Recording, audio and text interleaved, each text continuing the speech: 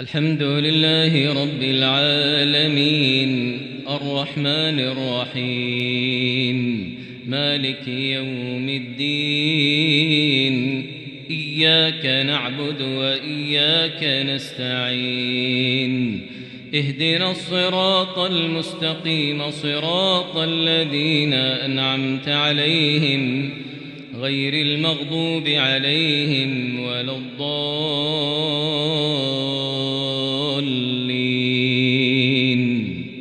آمين. وقضى ربك ألا تعبدوا إلا إياه وبالوالدين إحسانا إما يبلغن عندك الكبر أحدهما أو كلاهما فلا تقل لهما أف ولا تنهرهما وقل لهما قولا كريما واخفض لهما جناح الذل من الرحمة وقل رب ارحمهما كما ربياني صغيرا ربكم أعلم بما في نفوسكم إن تكونوا صالحين فإنه كان للأوابين غفورا وآت ذا القربى حقه والمسكين وابن السبيل ولا تبذر تبذيرا إن المبذرين كانوا إخوان الشياطين وكان الشيطان لربه كفورا وإما تعرضن عنهم ابتغاء رحمة من ربك ترجوها فقل لهم قولا ميسورا ولا تجعل يدك مغلولة إلى عنقك ولا تبسطها كل البسط فتقعد ملوما محسورا إن ربك يبسط الرزق لمن يشاء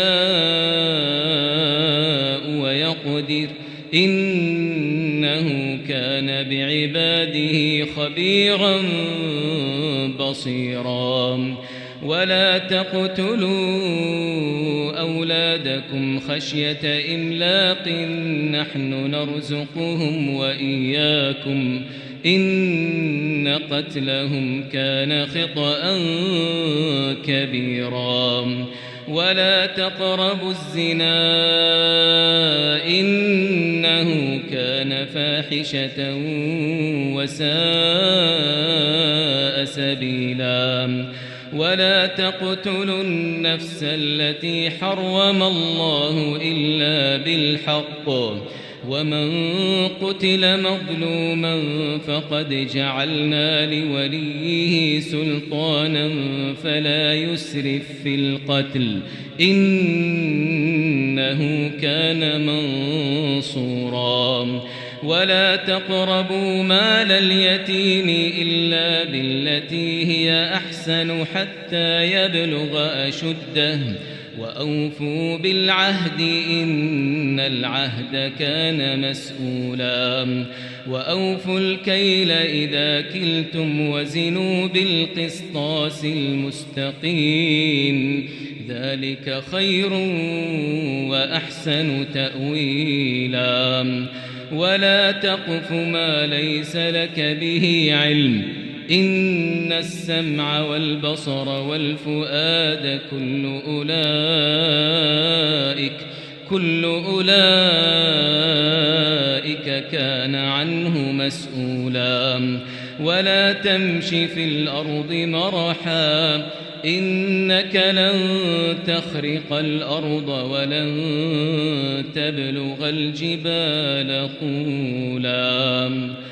كل ذلك كان سيئه عند ربك مكروها ذلك مما أوحى إليك ربك من الحكمة ولا تجعل مع الله إلها آخر فتلقى في جهنم ملوما مدحورا